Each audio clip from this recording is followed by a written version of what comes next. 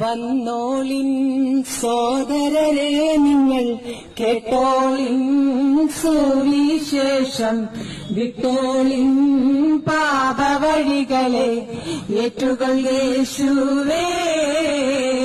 വന്നോളിൻ സോദരരെ നിങ്ങൾ കേട്ടോളിൻ സുവിശേഷം വിട്ടോളിൻ പാപവഴികളെ ഏറ്റുകൾ യേശുവേ.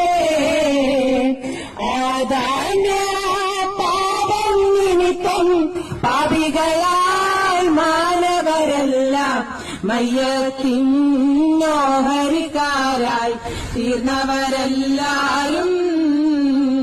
ആദാമ്യ പാപം നിമിത്തം പാപികളാൽ മാനവരെല്ലാം മയ്യത്തിൻ